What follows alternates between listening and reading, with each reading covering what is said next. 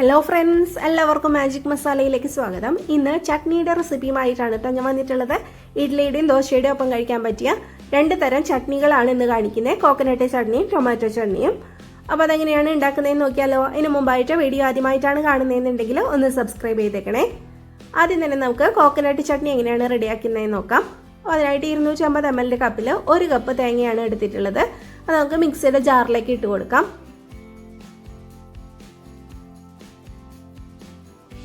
ഇനി ഇതിലേക്ക് ചുവന്നുള്ളിയാണ് ഇട്ട് കൊടുക്കുന്നത്. ഒരു 4-5 ചുവന്നുള്ളി ഇട്ട് കൊടുക്കാം. കുറച്ച് വലുപ്പത്തിലുള്ള ചുവന്നുള്ളി ആണെങ്കിൽ ഒരു 2-3 എണ്ണം ഇട്ട് കൊടുത്താലും മതി. ഇനി ഇതിലേക്ക് ഇഞ്ചിയാണ് ഇട്ട് കൊടുക്കുന്നത്. ഒരു കുഞ്ഞു കഷ്ണം ഇഞ്ചി ഇട്ട് കൊടുത്താൽ മതി, അധികം വേണ്ട. ഇനി ഇതിലേക്ക് എരിവിനായിട്ടുള്ള പച്ചമുളക് ഇട്ട് കൊടുക്കാം. ഒരു 6 പച്ചമുളകാണ് എടുത്തിട്ടുള്ളത്. ഇത് അധികം എരിവില്ലാത്ത മുളകാണ്, അതുകൊണ്ട് 6 എണ്ണം എടുത്തിട്ടുണ്ട്. നല്ല എരിവുള്ള മുളകാണെങ്കിൽ 1-2 എണ്ണം എടുത്താൽ മതി. കുറച്ച് കല്ലുപ്പ് ഇട്ട് കൊടുക്കുന്നുണ്ട്. ഇതിലേക്ക് 2 തണ്ട് കറിവേപ്പില ഇട്ട് കൊടുക്കാം. കറിവേപ്പില ചേർത്തിട്ട് നമ്മൾ ചട്നി ഉണ്ടാക്കിയെടുക്കുകയാണെങ്കിൽ നല്ലൊരു ഫ്ലേവറും ടേസ്റ്റും ഒക്കെ ആയിരിക്കും കേട്ടോ. ഇതിലേക്ക് 1 കപ്പ് വെള്ളമാണ് ഒഴിച്ചു കൊടുക്കുന്നത്. 1 കപ്പ് തേങ്ങയ്ക്ക് 1 കപ്പ് വെള്ളം ഒഴിച്ചിട്ടുണ്ട്. ഇനി ഇത് നന്നായിട്ട് അരച്ചെടുക്കാം. അധികം ഫൈനായിട്ട് അരച്ചെടുക്കണ്ട, ചെറിയൊരു തരിതരിപ്പോട് കൂടിയിട്ട് അരച്ചെടുത്താൽ മതി. ഇപ്പോൾ അത് നന്നായിട്ട് അരച്ചെടുത്തിട്ടുണ്ട്. നമുക്ക് ബൗളിലേക്ക് ഒഴിച്ചു കൊടുക്കാം. ഈ ഒരു കൺസിസ്റ്റൻസിലാണ് കേട്ടോ നമ്മുടെ ചട്നി ഉള്ളത്. ഒരുപാട് അങ്ങ് ലൂസും അല്ല, അധികം തിക്കും അല്ല. ഞാൻ ഇതിൽ പുളി ചേർത്തിട്ടില്ല. ഞാൻ ഇഡ്ലിയുടെയും സാമ്പാറിൻ്റെയും ഒപ്പമാണ് ഇത് സെർവ് ചെയ്യുന്നത്. അപ്പോൾ അതുകൊണ്ട് അതിൽ രണ്ടിലും നേരിയൊരു പുളിരസം ഉണ്ടാവും. അപ്പോൾ അതുകൊണ്ട് ഇതിൽ പുളി ചേർത്തിട്ടില്ല. അപ്പോൾ നിങ്ങൾക്ക് പുളി വേണമെന്നുണ്ടെങ്കിൽ ഒരു ചെറിയ നെല്ലിക്കയുടെ വലുപ്പത്തിലുള്ള പുളി കൂടി ചേർത്തിട്ട് അരച്ചെടുക്കാം. നമുക്ക് ഇതൊന്ന് താളിച്ചെടുക്കാം. അതിനായിട്ട് ചീനച്ചട്ടിയിലേക്ക് 2 ടേബിൾ സ്പൂൺ വെളിച്ചെണ്ണ ഒഴിച്ചു കൊടുക്കുക. ചൂടായിട്ട് വരുമ്പോൾ 1/2 ടീസ്പൂൺ കടുക് ഇട്ട് കൊടുത്തിട്ടുണ്ട്. കടുക് നന്നായിട്ട് പൊട്ടി വന്നാൽ നമുക്കിതിലേക്ക് 1 ടീസ്പൂൺ ഉഴുന്നുപരിപ്പ് ഇട്ട് കൊടുക്കാം. ഉഴുന്നുപരിപ്പ് ഒരു ലൈറ്റ് ഗോൾഡൻ കളർ ആയിട്ടുണ്ട്. ഇതിലേക്ക് 2 വറ്റൽമുളക് കഷ്ണങ്ങളാക്കിയതും കുറച്ച് കറിവേപ്പില ഇട്ടിട്ട് നന്നായിട്ടങ്ങ് മൂപ്പിച്ചെടുക്കാം. ഇനി ഇത് നമുക്ക് ചട്നിയിലേക്ക് ഒഴിച്ചു കൊടുക്കാം. ഒഴിച്ചു കൊടുത്തതിന് ശേഷം 1 മിനിറ്റ് ഒന്ന് അടച്ചു വയ്ക്കുക. അതിനുശേഷം മിക്സ് ചെയ്ത് സെർവ് ചെയ്യാം. നല്ല സൂപ്പർ ടേസ്റ്റി ആയിട്ടുള്ള കോക്കനട്ട് ചട്നിയാണ്. നമ്മളിതിൽ പൊട്ടുകടലയൊന്നും ചേർത്തിട്ടില്ല, അല്ലാണ്ട് തന്നെ കഴിക്കാനായിട്ട് അടിപൊളിയാണ്.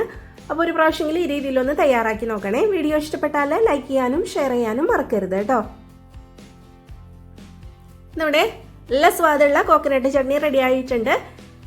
നമുക്ക് ടൊമാറ്റോ ചട്നി എങ്ങനെയാണ് റെഡിയാക്കുന്നതെന്ന് നോക്കാം. അപ്പോൾ അതിനായിട്ട് ഒരു ചീനച്ചട്ടി ചൂടാവാനായിട്ട് വെച്ചിട്ടുണ്ട്. നന്നായിട്ട് ചൂടായി കഴിഞ്ഞാൽ ഒരു 3-4 ടേബിൾ സ്പൂൺ വെളിച്ചെണ്ണ ഒഴിച്ചു കൊടുക്കാം. വെളിച്ചെണ്ണ നന്നായിട്ട് ചൂടായിട്ടുണ്ട്. 1 ടേബിൾ സ്പൂൺ ഉഴുന്നുപരിപ്പ് ഇട്ട് കൊടുക്കുന്നുണ്ട്. ഉഴുന്നുപരിപ്പ് ഒരു ലൈറ്റ് ഗോൾഡൻ കളർ ആവുന്ന വരെ നമ്മളൊന്ന് മൂപ്പിച്ചെടുക്കണം. ഇനി ഇതിലേക്ക് നമുക്ക് വെളുത്തുള്ളി ഇട്ട് കൊടുക്കാം. ഒരു 6 അല്ലി വെളുത്തുള്ളിയാണ് ഞാൻ എടുത്തിട്ടുള്ളത്. കഷ്ണങ്ങളൊന്നും ആക്കിയിട്ടില്ല, മുഴുവനോടെയാണ് ഇട്ട് കൊടുത്തിട്ടുള്ളത്. വെളുത്തുള്ളി ചെറുതായിട്ടൊന്ന് വഴറ്റിയെടുക്കാം. ഇനി ഇതിലേക്ക് സവാളയാണ് ഇട്ട് കൊടുക്കുന്നത്. 2 മീഡിയം സൈസിലുള്ള സവാള എടുത്തിട്ടുണ്ട്. അത് നമുക്ക് ഇതിലേക്ക് ഇട്ട് കൊടുക്കാം.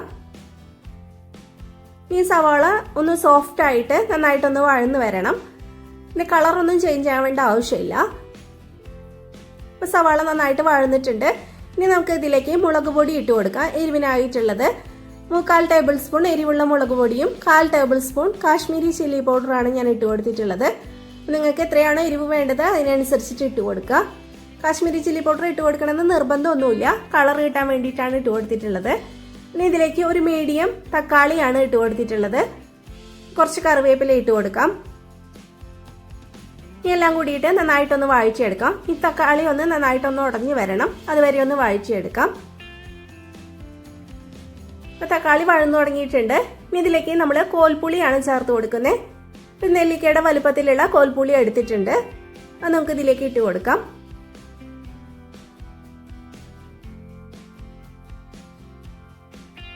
തക്കാളി എടുക്കുമ്പോൾ പുളിയില്ലാത്ത തക്കാളി നോക്കിയിട്ട് എടുക്കണേ. ഇനി ഇത് ചൂടാറാനായിട്ട് നമുക്കൊരു പ്ലേറ്റിലേക്ക് മാറ്റി കൊടുക്കാം. നന്നായിട്ട് തണുത്തതിന് ശേഷം വേണം മിക്സിയിൽ ഇട്ടിട്ട് ഇത് അരച്ചെടുക്കാനായിട്ട്. ഇപ്പോൾ ഇത് ചൂടാറിയിട്ടുണ്ട്. നമുക്ക് മിക്സിയുടെ ജാറിലേക്ക് ഇട്ട് കൊടുക്കാം.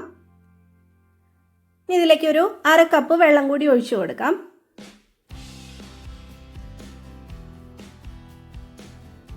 ഇനി ഒരു ചെറിയ കഷ്ണം ശർക്കരയാണ് ഇട്ട് കൊടുക്കുന്നത്. ശർക്കര ചീകി എടുക്കുകയാണെങ്കിൽ 1 ടീസ്പൂൺ ശർക്കര ഉണ്ടാവും. ആവശ്യത്തിനുള്ള കല്ലുപ്പ് ഇട്ട് കൊടുക്കാം. ഇനി 2 ടേബിൾ സ്പൂൺ തേങ്ങ ഇട്ട് കൊടുക്കുന്നുണ്ട്. തേങ്ങ അധികം വേണ്ട, 2 ടേബിൾ സ്പൂൺ ഇട്ട് കൊടുത്താൽ മതി. ഒരു നുള്ള് കായത്തിന്റെ പൊടിയാണ് ഇട്ട് കൊടുക്കുന്നത്. ഇനി ഇത് നന്നായിട്ട് അരച്ചെടുക്കാം, നല്ല ഫൈനായിട്ട് തന്നെ അരച്ചെടുക്കാം. ഇതൊരു ബൗളിലേക്ക് ഒഴിച്ചു കൊടുക്കുന്നുണ്ട്.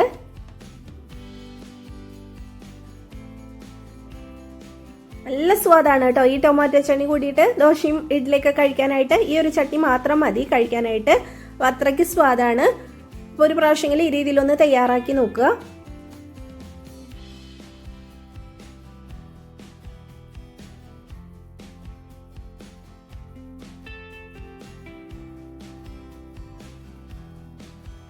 നേരത്തെ പോലെ തന്നെ സെയിം മെത്തേഡിൽ നമുക്കിതൊന്ന് താളിച്ചൊഴിച്ചു കൊടുക്കാം. 1 മിനിറ്റ് ഒന്ന് അടച്ചു വെച്ചതിന് ശേഷം മിക്സ് ചെയ്ത് സെർവ് ചെയ്യാം. നമ്മുടെ 2 തരം ചട്നികൾ റെഡി ആയിട്ടുണ്ട്. അപ്പോൾ എല്ലാവരും ട്രൈ ചെയ്ത് നോക്കിയിട്ട് ഫീഡ്ബാക്ക് അറിയിക്കാനായിട്ട് മറക്കരുതേ. ഞാൻ തട്ടുദോശയുടെയും മസാല ദോശയുടെയും ഒക്കെ റെസിപ്പീസ് അപ്ലോഡ് ചെയ്തിട്ടുണ്ട്. അപ്പോൾ അത് കണ്ടിട്ടില്ലെങ്കിൽ എല്ലാവരും ഒന്ന് കണ്ടു നോക്കണേ. ലിങ്ക് താഴെ കൊടുക്കാം. വീഡിയോ ഇഷ്ടപ്പെട്ടാൽ ലൈക്ക് ചെയ്യാനും ഷെയർ ചെയ്യാനും മറക്കരുത് കേട്ടോ. Thank you.